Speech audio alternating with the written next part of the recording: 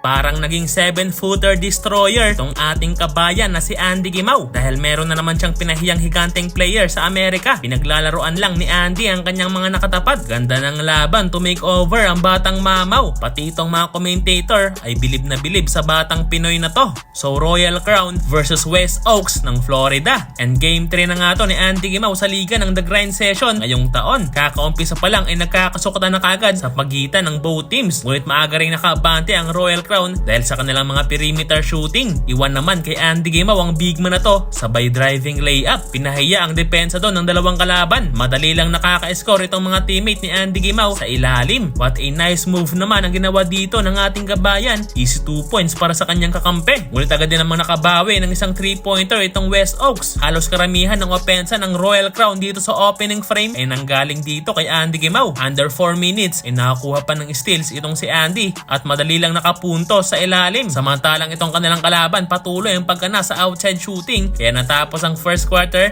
na 2 na lang ang kalamangan ng Royal Crown 22-20. 2-pointer ng West Oaks ang naging panimula dito sa second frame ng laban. At eto Andy Gimao, what a nice floater naman ang pinakita.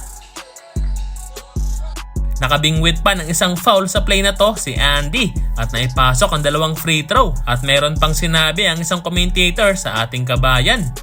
I like his game though, man. Napakaganda ng fast break pass ang ginawa dito ni Andy. Kailangang depensahan ng Royal Crown ang outside shooting ng kalaban dahil muli na naman silang kumakana sa 3-point line. Napakahaba pa nitong sentro ng West Oaks kaya nakuha na nila ang kalamangan sa pagtatapos ng second period. 39-35 naghahabol ang Royal Crown. Third quarter ay another fast break pass na naman ang ginawa ng ating kabayan pero 7-2 nating ra naman ang ibinalik ng kalaban. Sayang naman itong driving floater ni Andy Gimao, hindi pumasok. Ngunit unti-unti naman nakakabalik sa laban itong opensa ng Royal Crown and Andy Gimao, what a tough reverse layup.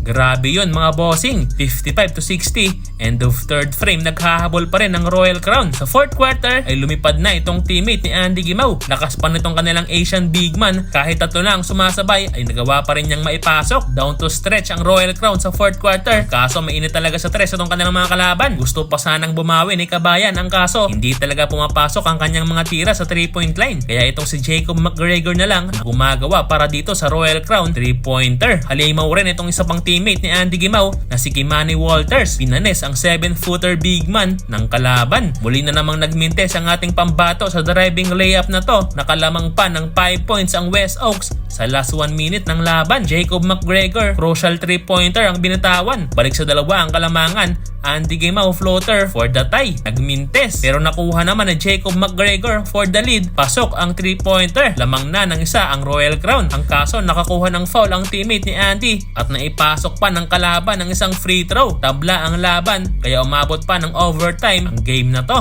Pinangunahan ng mid-range shot ni Andy Gimao ang opensa ng Royal Crown sa OT. Nagdudumi na rin ang kanilang mga big man sa ilalim. Back-to-back 2-pointer. Kaya sa huli, panalo ang team ni Andy Gimao for Royal Crown.